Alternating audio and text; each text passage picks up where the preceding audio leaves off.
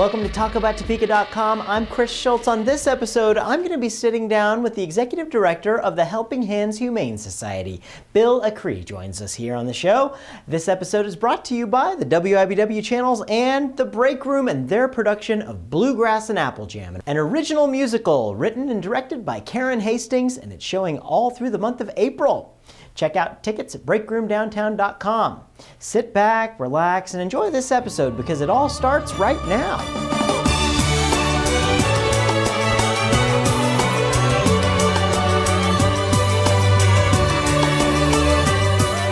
I am here with Bill Acree. He is the Executive Director of the Helping Hands Humane Shelter. Bill, thank you so much for joining us. Thank you, Chris. I'm thrilled to be here. All right. Well, you know, you guys have been around for a very long time, but you now have a very, very prominent spot that people pretty much driving on the west side will know where you're at right now. It's not hard to tell where we're at right now. We have just made the biggest move of our 75-year history in this community from North Topeka to 21st and Bell in the old Dillon's grocery store. Yeah. And it's not the old grocery store anymore. No, not at all. And how did you guys start? How did the Helping Hands Humane Shelter start? It was in North Topeka originally. Originally, and it's been out there, as I said, for a lot of years. Mm-hmm. This is our 75th anniversary this year.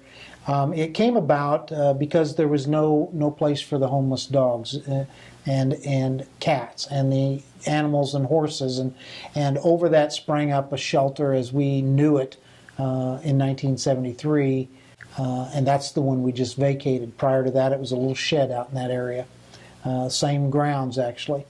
And here we are today. We just left 13,000 square feet into a building that's 52,000 square feet. So it's a huge, huge change for us. We've never had a parking lot so big, let alone an interior so big. That's really cool. I used to live right over there, and that was my Dillon's. And I actually went over and I got a dog from there like about a month ago, and Little Lucky is his name. He's a Chorky, and he's the cutest little thing ever. But it was the first time I'd ever actually adopted a dog, and the process was really fantastic. I mean, pretty simple. It was simple, and I feel like the folks that were there were making sure that the dogs are going into good homes, and they really did make it a great experience. Well, I appreciate that very much. We have a great staff at Helping Hands, and of course, the whole theory is we want them to have the very best home they can. And in fact, we've taken the second status. One of the first things you see when you walk into the new shelter is up above on the ceiling. It says the second best home your pet will ever have. And the implication is there, you've got the best one for that particular dog. It was hard for me to think that my home was better than that because it was really darn cool in there. It's very nice. It is very, very nice. And I appreciate that. Absolutely, absolutely. Well, how did the process go from you guys going to North Topeka over here? Well, to West Topeka? When Dillon's announced their change and the moving of that particular location to Fairlawn Plaza, it got to be conversation that that was only one of a couple actual buildings they owned. So we made contact with those folks in Hutchinson and asked if there was a possibility that building could be purchased. At that point, it was purchased because they came back with a price for us that was about $1 million under the appraised value. So it made it a little more attractive. At that time, we went back to our architect and contractor and said, does this save us any money to start with a box rather than building new in North Topeka? And at that point, they said, yes, it would. It would save us a significant amount of money. So that even thrown into the formula lowered the price a little bit more. And then we took into consideration location, location, location. Yeah.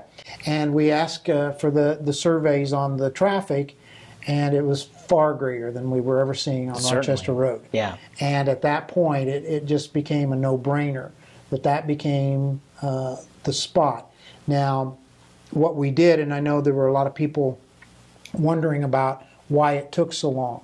Well, it took a little longer because as we did a design-build project, and as you've seen, it required all new drains, water lines in every room has those. Right. And so we had to be very meticulous in the floor plans of that, not to make sterile environments, to make good environments, though, to put kennels on top of those environments.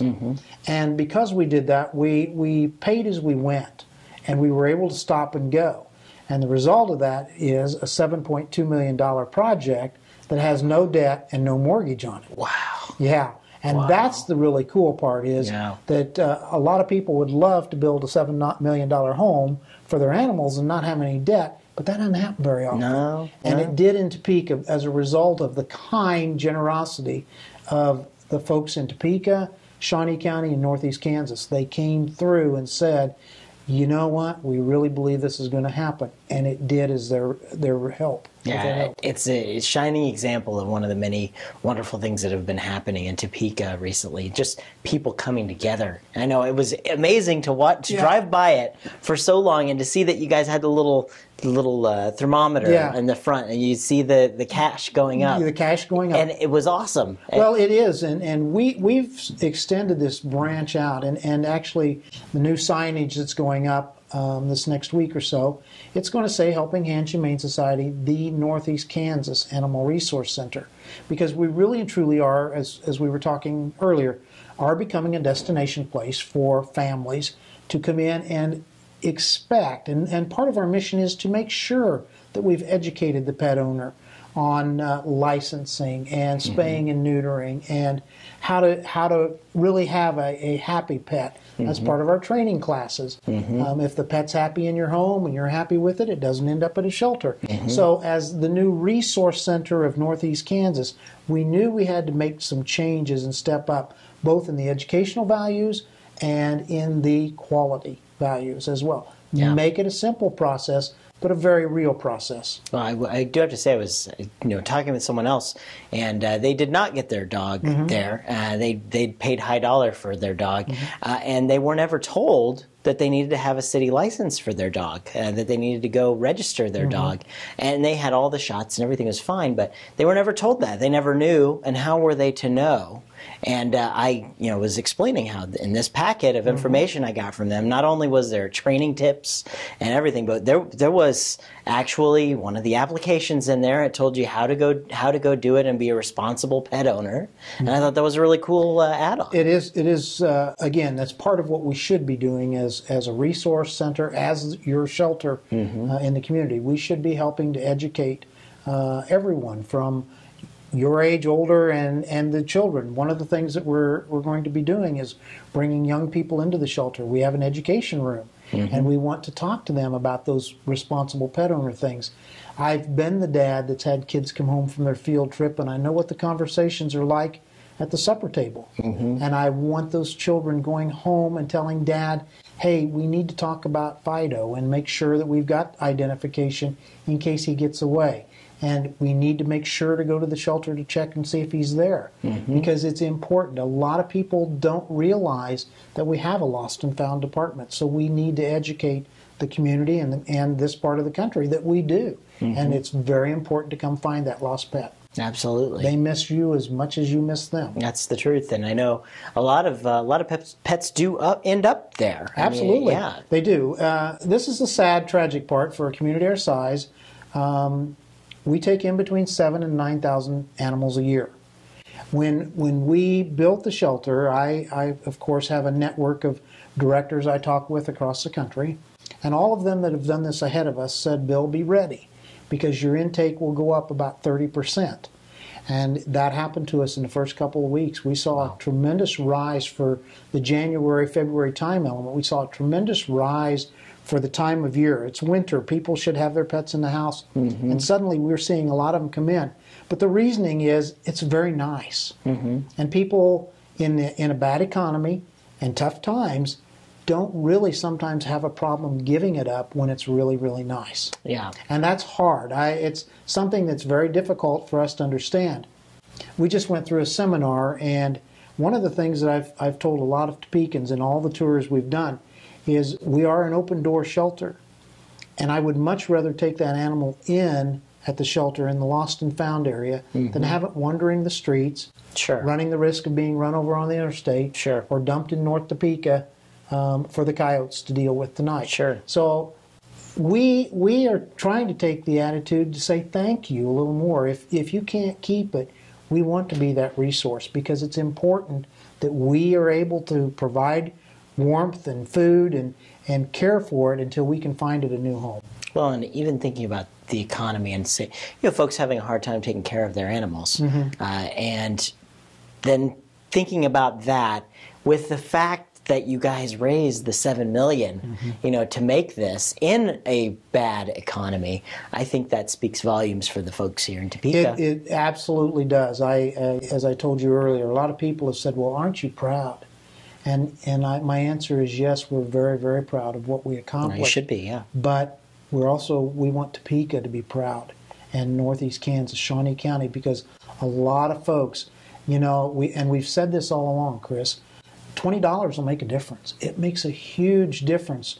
I've been on a real mission lately with 170,000 people. I think the paper said the census the other day was 178,000. If every one of them gave $20, look at the difference it would make. And because 20s come together, it is a huge amount of money that makes a difference. And I love Topeka, and I've been in Topeka for 13 years. And the one thing that I've known from day one, it is one of the most caring communities in all of the state when it talks about charities, because there are a lot of charities in this town to support, and every one of them does well because their community backs it. Yeah. And that's incredible. Yeah. I love that. It's really a warm feeling with the people in Topeka, especially when you're talking about puppies and kittens. Well, they don't. The hardest part of my job is they can't tell me where home was. And Lord knows, I've asked many, many times, where did you come from? Where did you run away from? We'll call mom and dad for you. But they can't answer that question. Yeah. If there's no tag or no chip, we're kind of out without resources there because they can't talk. So I like to believe that I became their spokesperson 2.5 years ago as the director, and have the opportunity to go out and tell people, look, I'm raising money for this cause because we've got 300 residents tonight that can't tell us where home is, except it's at 21st and Bell now, and that's about all they know. Yeah. And we have to make that the very best home that they've got, the second best home until you come along. Yeah, that's right. I want to talk a little bit about the process of getting an animal adopted, and to kind of run through the line of if I walked in the front door, what could our viewers expect if they wanted to adopt a pet? Well, first of all, we tell everybody that it changes every day, because we are under the laws of the state of Kansas, under the Pet Animal Act, and we are a licensed shelter in the state of Kansas.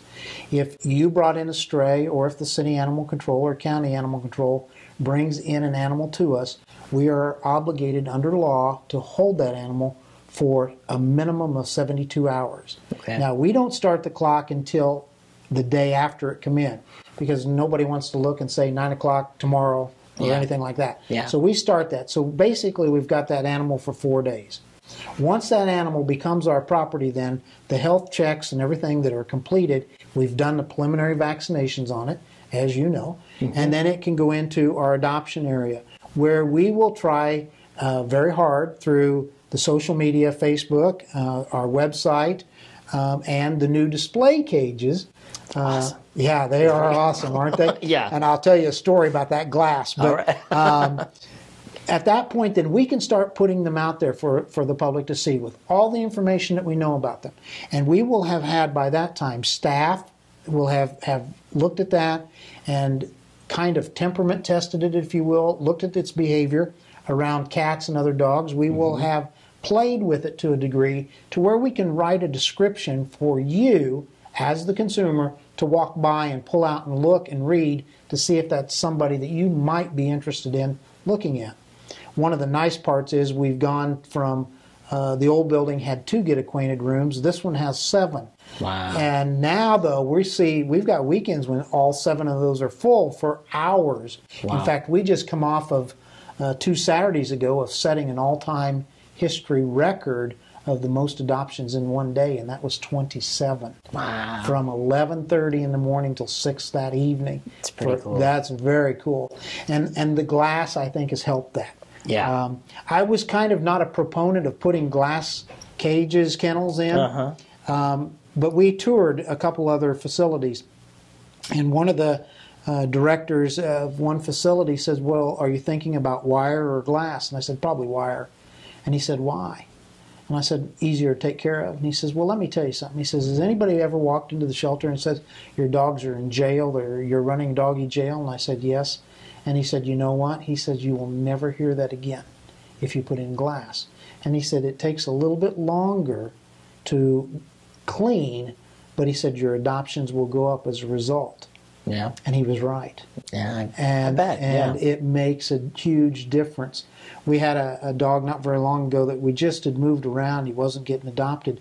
And we brought him up into that big section in the front. Yeah. And within 2 days, he had a home. Wow. And so it's that, again, that's volumes turned up, cranked up to help that guy get a new home just by getting him into a display more than a cage. Yeah. He's no longer in jail. Well, I kept thinking it was like a spa. Yeah. It looked well, great. When we put those big ones in on the end, I laughed and said, I think I need to go pick up a recliner, a sofa, and a TV, because that's all that's missing, and that is an apartment pretty with much. his dog, you know. And, yeah.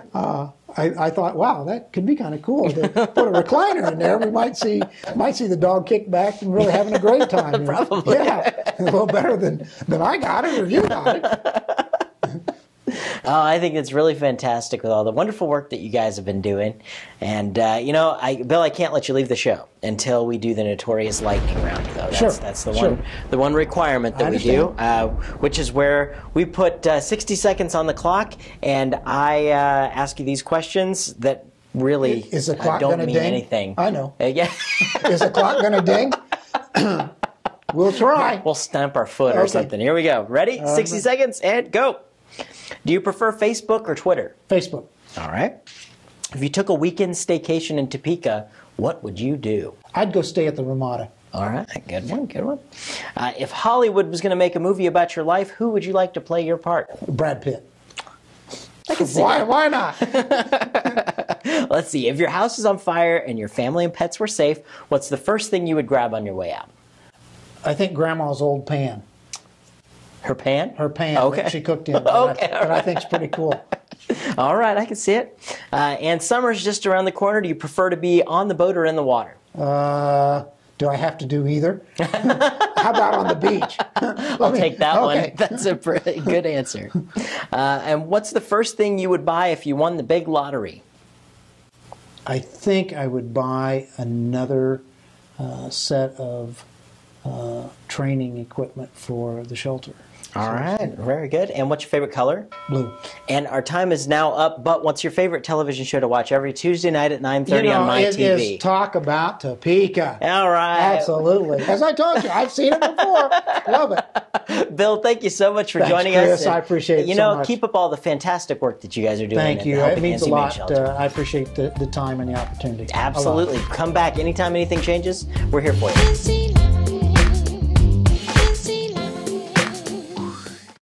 Thanks for tuning in to this episode of TalkAboutTopeka.com. I'm Chris Schultz. If you enjoyed what you saw here, you can help our guests by sharing our links with your friends.